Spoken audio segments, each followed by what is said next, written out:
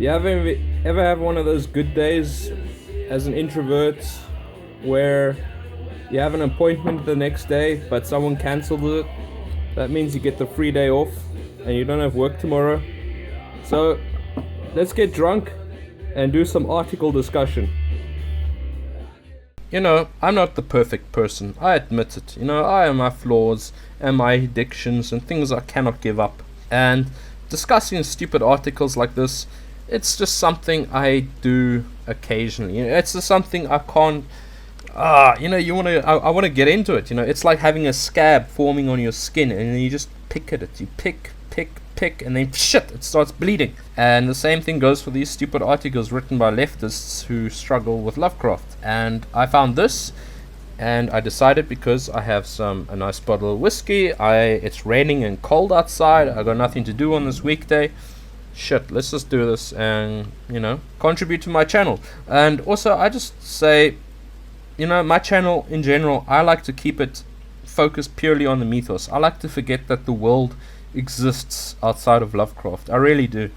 Because for me, Lovecraft horror is like escapism, It's these fantasy worlds without limitation of imagination, I love it, But so to drag in human politics is just so it feels disgusting to me to do it. That's why in the majority of my videos I like to avoid that subject. But in this case, Arkham Reporter wants his low-hanging fruit, so bear with me. You can click away. I'll upload back to some more normal videos later on in the month. But for now, I'm bored, drunk, and this article actually really amused me when I read it on the way home. So let's read it together, huh? So basically, this is about how non-whites continue to wrestle with Lovecraft's racist legacy. It's a terrible story, it really is, First of all, why is it always... Have you noticed this? Probably if you're in America, because you guys get that in America a lot more than here in Europe. But this term of color, basically that means if you're white, you're not colored. White isn't a color, so... As soon as you're not white, you're a person of color. And that's identity politics, and the left love that. Basically, it means that if you aren't white, you are in this big circle, and every non-white is in there. And you all have to agree with each other. That's why the left hates us, is because we have women, we have black women, we have black men, we have Hispanics, we even have transgenders. We have a lot of people that follow the conservative values and conservative mentality, and they don't like that because they think that they should be playing for their team. All women should play for their team. All African Americans should play for their team. All gays, transgenders, what have you, should play for their team. That's the idea what they have in their minds, these leftists, when they say this term, person of color. And I should note on a side point, you know how freaked out the left would get if you said a colored person instead of person of color. If you say, oh, that's a colored boy. Are you still dating that colored boy? By God, that's irritating me. I'm trying to be like a racist southerner or something. But if you say a person of color, that's like the most politically correct way to describe a non-white. But a colored person, that's like the most racist way. Isn't that ironic? Okay, so basically they admit that Lovecraft is universally acknowledged as one of the most important horror writers. Good for them, they got something right. But then they talk about how he was quite racist, a fact made clear in his letters, which is true. If you read his stories, his racism doesn't really go beyond saying like a nautical looking Negro or that sort of thing, or making disparaging comments about cults located in darkest Africa or something. But in his letters, he does sort of sound like 4chan's Pole on steroids. We have this guy here, Daniel Jose Older. I hope I said Jose properly. I'm trying to learn Spanish. Still struggling with some of the pronunciation. Has been outspoken about his criticism of Lovecraft's work. If you don't remember, this is the arsehole who made a stink about the World Fantasy Awards and had the trophy changed from Lovecraft's face to I don't know what the fuck it is right now. Anyway, even Joshi got upset about that. Okay, anyway, what does this prick have to say? The dude was a wild, rabid racist in a very racist time in a very racist country. Racist. That's racist! Yeah, okay, that's must be the word of the week. But why do I have to describe him as a wild, rabid racist? this guy here, I don't know, he doesn't look very wild or rabid to me. I mean, if you say wild, rabid, racist, I'm thinking maybe like that fat character from American History X. Okay, him you can call him, but I mean, this was like the most soft-spoken guy you can imagine, who had a thing for formality and politeness, and then you describe him as wild and rabid. Okay, well, okay, now this is an interesting fact about Lovecraft. Let me just red pill you about Lovecraft quickly. He really did weaponize literature in a way that was very damaging to people who were reading it. Did you know that? Uh-oh, retard alert! Did you know that when you read Lovecraft, when you read the story of Dagon, that's the equivalent of smoking a pack of cigarettes a day.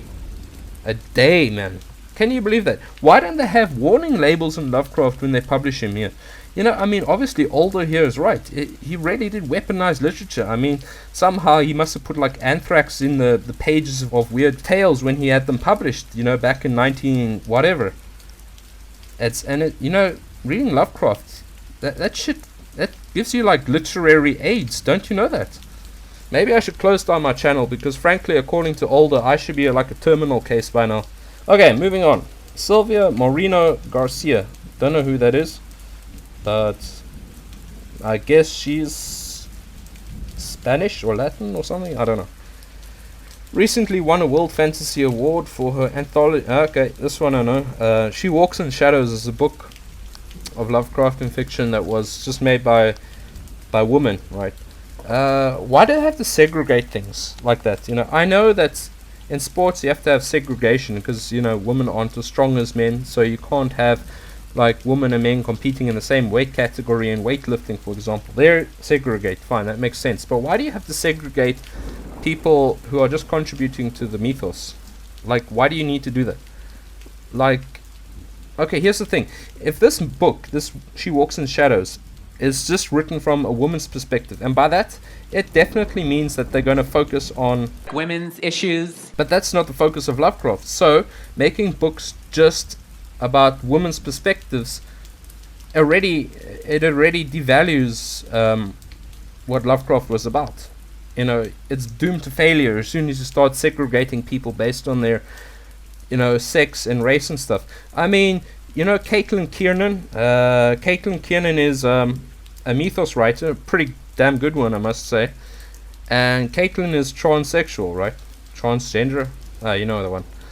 And so should Caitlin's stories be written from the perspective of a transsexual, or should they just be stories written by a transsexual? You get my point. You don't have to focus on being trans to contribute to the mythos, and that's what Caitlin does. It's proper mythos stories, but these people, they have a hard on. I get a pussy, so therefore, it takes a different perspective of the tentacles that are gonna come and get me. I guess that's more of a problem in Japan with pussies and tentacles, but hey, let's move on. She says that many writers of color were reluctant to contribute stories to the book because of his views. Well, if that's going to stop you from writing fiction that affects all of humanity, while the stories affect all of humanity, then it's probably best that you don't contribute, because you sound like a fucking pussy. Just saying. Some people of color would tell me, no, Lovecraft was racist, so I can't write that, she says. And I would be like, well, yeah, but why don't you put your own spin on it? And that's where the problem comes in, because you're gonna, these people who are like, oh, he said he wrote about nautical looking Negroes in the Call of Cthulhu, therefore I'm struggling to make my own existential horror story here. You have to understand. Well, why didn't you put a spin of it? Okay, well then suddenly you're gonna make a story where the real bad guys are humanity in general, and you decide to side with the monsters. And there's quite as ridiculous as that sounds, as siding with the monsters in a Lovecraft story, you would be surprised about how popular that is as an idea amongst new Lovecraftian fiction. And that's where the problem comes in, because it's a spin, but they just turn everything into identity politics with tentacles. Horror author Maurice Brodus, don't know him, agrees that writers of color should be producing their own takes on Lovecraft. He says that's what. See, I don't know when I'm releasing this video, but At the same time, I'm also making a video about Lovecraft and his influences on Japan. And you'll be surprised, well actually no, there's nothing to be surprised about. Japan produces some pretty top quality Lovecraft fiction. As good as anything that was produced by the Lovecraft circle, that's for sure. Names like Chiaki Konaka, Junji Ito, or Ken Asamatsu. These guys produce really top stories, and obviously they're Japanese. So, Japanese aren't white. So, this person, this Maurice Brodus, agrees that writers of color should be producing their own takes on Lovecraft. Lovecraft fiction produced by the Japanese, it's just Lovecraft fiction. It's not taken with their own spin. Sure, they set their stories in Japan, but obviously that makes it a little bit more, more familiar. If you're talking about Innsmouth in New England area and you're from America, you're like, oh yeah, I know New England. If you're from Japan and a story is set in like Hokkaido or something, then yeah, you're like, oh yeah, I know Hokkaido. So that's what, take a spin on the story by setting it in your own place, fine. But these stories produced by these Japanese writers are amazing. But here they are with the implication that the Japanese must align with their politics, these Japanese authors, And the Japanese are simply not producing shit stories like the Ballad of Black Tom, which he references down here on the screen here, as you can see. They are not producing stories like this. They are not. They are just producing standard fiction. And the thing is that Lovecraft wasn't really a fan of Asians. I think in some letter that I read written by him, he called Asians the yellow menace or something like that. But the Japanese are not having a hard-on about identity politics like these. Okay, I'm sorry, I know a lot of you Americans you are all Americans who are watching my channel, but in America, identity politics is a massive fucking thing, And these authors, these leftist authors who aren't white, these colored authors, these authors of color, they're struggling with it. Why can't they just be like the Japanese? Even though Lovecraft didn't exactly have a fondness for Asians, the Japanese authors didn't give a shit. Ken Asamatsu, he doesn't give a shit that maybe Lovecraft would have called him the Yellow Menace. He just wrote awesome Lovecraft stories and appreciated what Lovecraft was going for. Why can't these people do it? Why? Why can't they? And I know that non-whites in America are capable. I mean, look at Joshi. The guy is practically the saint of Lovecraft. Saint Joshi, I know. And he's Indian, Lovecraft didn't like the Indians either. Why? What is in their brains that makes them think like this? What happens to their heads? Why are they like this? I don't understand it. I truly, truly do not. Without any insincerity in my words when I say it. Why are these people like this? Ballad of Black Tom. Okay, this is a quote from Maurice Brodus again. Ballad of Black Tom was a great entry point for me personally in terms of finally being able to come to the Lovecraft mythos in a way that actually connects to me. Why was it, Maurice? You're not going to watch this probably. But why was it a problem for you, Maurice, when you read The Call of Cthulhu and you read about the sailors on Arlia, when Arlia was thrust up above the waves and they discovered it, and then Great Cthulhu awoke and swiped them up in his flabby claws and devoured them, and the other sailors, they got lost in the inexplicable non-Euclidean geometry, Why was it a problem for you to have any connection with these people? Well, why is it a problem for you, dear sir, may I ask, for you to associate or have empathy with these people just because they weren't black? Why is that a thing for you? Or in the statement of Randolph Carter, when Randolph Carter's colleague goes down into the tomb and gets fucked up by whatever's down there, why is it a problem for you to connect with that? Do you just wake up in the morning and think that blackness is everything that is your whole being, I don't understand it, I really don't. And I can't. You're just missing out. You really are missing out on Lovecraft's great stories if you just open one of these novellas and first of all think you're getting fucking cancer because it's what did this prick say here? That it's really damaging, You wake up in the morning, first idea in your head is, gee, I'm black. And then you open up a Lovecraft anthology and you think, gee, I'm getting damaged. You know, if you have this mentality in your fucking head, no wonder you're not going to enjoy this mythos, and no wonder you're going to do everything you can to butcher it. Aye. Time for more whiskey, right? Wow. Alder Moreno Garcia and Brodus recently helped edit People of Color Destroy Fantasy and People of Color Destroy Horror special issues of Fantasy Magazine and Nightmare Magazine. Shit, man, that's actually kind of disappointed that these things get published in magazines with these cool names. That sounds cool. Imagine publishing Nightmare Magazine. That sounds like something I would want to do. Well, they stole the name. Oh, shit. Anyway. Magazines written and edited and illustrated by people of color. Obviously, the first thing you can take away from this is that they're doing it ironically, you know. Like, these indignant bitches who go around calling themselves nasty women because Trump called Rosie O'Donnell a nasty woman or something like that. I am a nasty woman.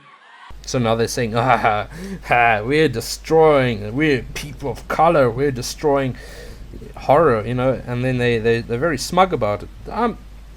You know, cut my balls off if I'm wrong, but that's exactly what was going through their minds when they came up with these names. People of color have recently become much more vocal within the fantasy and horror communities. So these non-whites, these colored people are being more vocal apparently, which has led to a certain amount of backlash. Do you know why there's backlash? It's because you guys are fucking nuts in the head, man. Your brains don't function properly. You've been inflicted with this liberal mental virus or something that makes everything you see about race. You find everything problematic.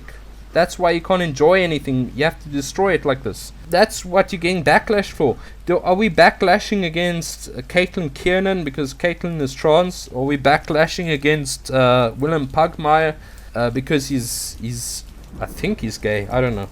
If that guy isn't gay, I'd be surprised. But hello, my darlings. I don't know. Willem, if you're watching this, I really love your YouTube channel. I like watching your videos, man. Are we backlashing against Joshi because he's not white? Are we backlashing against Ken Asamatsu because he's Japanese? No, it's just you pricks, you leftist pricks. It's just like you can't believe that Milo Yiannopoulos is gay and he loves black cock. The amount of black dick that's been in my mouth. It's really I must be the most self-loathing white supremacist in the world. Yet he is right-wing and conservative. You cannot comprehend that. So you think that the reason people are having backlash against you is because you're not white and straight. But that's not really it at all. But Alder says that criticisms of authors such as Lovecraft should be viewed as part of a healthy fan dialogue. Are you even fans? I don't think you are. I really don't think you're fans of Lovecraft at all. Because every word that comes out of your mouth is just pure negativity towards the man. It's not like, you know, if you read Joshi's I Am Providence biography of Lovecraft, yeah, he points out Lovecraft's flaws, but then he's also S.T. Joshi. This is the guy that does more than anyone to get Lovecraft's name out there. That is a fan. That is healthy fan dialogue. You people are like, oh, let's crucify Lovecraft because he said nautical looking Negro, and let's rewrite his works from a feminist perspective, and let's have anthologies just written by people that have pussies, and let's destroy, what did you say here? Let's destroy horror and let's destroy fantasy. And this is what you call healthy fan dialogue. You know, you want to change everything, change the status quo because it's going to somehow, I don't know, make you feel better. I don't know what's wrong with you people. I really don't. You have to love the work on to a certain level to engage with it that deeply. He says it's the same thing when you see the feminist critique of hip hop. I know a bit about feminism, but I don't know about their criticism of hip hop. I don't listen to hip hop much at all. So okay, moving on. It comes from love. No, it doesn't. It comes from hate. You guys do not. I don't think you have the fucking capacity to feel love for these people. Honestly, there's no love for Lovecraft. It's just negativity. It's bitching and moaning and complaining. And yes, I am aware my video is bitching and moaning, complaining, but videos like this are the minority, and Arkham Reporter is having his low-hanging fruit, excuse me.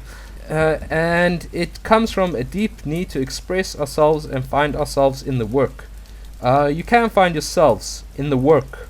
Okay, why can't you imagine you're one of the sailors on the island, right?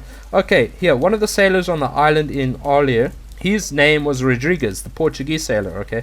So why can't you, Garcia, okay, I know you're a woman, but just bear with me, Garcia and Older, you're with Jose, I'm assuming you're Latina. Why can't you relate to Garcia, not Garcia, why can't you relate to Rodriguez and what he went through? Why can't you do that? Is it such a big problem for you? I don't understand how you need to create a whole subgenre of Lovecraftian horror that just focuses on race and shit to be able to relate to it. Why can't you just focus on what's already there? I don't get it. I don't get it. Listen to our complete interview with rather True Glass. So let's hear about science fiction conventions from Sylvia Moreno Garcia.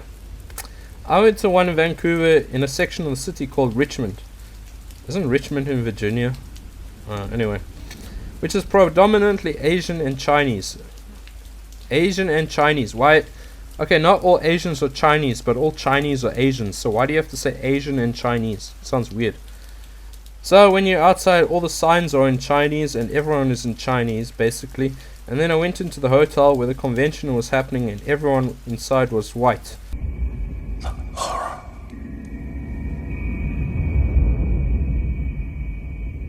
Horror. Oh shit. Oh shit. And I was just kind of like, why aren't these people of color in here? You know, I mean, that's the first fucking thing that goes into your mind, right? Just imagine this, like Comic-Con or something. These conventions. It's like a whole convention of fans from all around the world come together to talk about one subject. In this case, science fiction, right? You walk in the door, you indignant cunt, and the first thing that goes into your mind is like, where are the Chinese people? Where are the Chinese people? I might need Szechuan duck in an emergency and there's no Chinese people here to give it to me. What the hell? You know, like, this is what goes through your mind. You're wired in the head very badly, crazy bitch. There were a ton of people outside, but they weren't going into the convention. Have you considered that maybe the Chinese don't give a shit about science fiction? Obviously not all of them. I'm sure there's science fiction writers who are Chinese, but I don't know two things about science fiction. And it wasn't like they weren't consuming products, because I know some of these people who watch shows or read comics or whatever, but it seems like two different worlds. It was the strangest sensation. Oh my god. Anyway, that's basically the end of this article. It's a little bit more whining here, but this is all about like science fiction. Okay, to you people who wrote this, who contributed to this fucking article, you, Jose, Older, and Sylvia, and Brodus, Maurice guy, you are your own worst enemies, you know. There's nothing, you're stopping yourselves from enjoying Lovecraft. You really are. Because you're the type of people that will walk into a science fiction convention and freak out that there aren't enough Chinese inside. This is the type of mentality you have. And then this sort of goes into a bit of a sort of a philosophical point, doesn't it?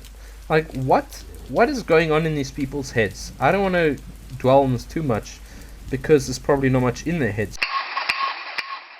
To summarize the supposed travesty of social justice presented in this article, I'll leave you with this interview with Jerry Seinfeld, one of the world's best comedians.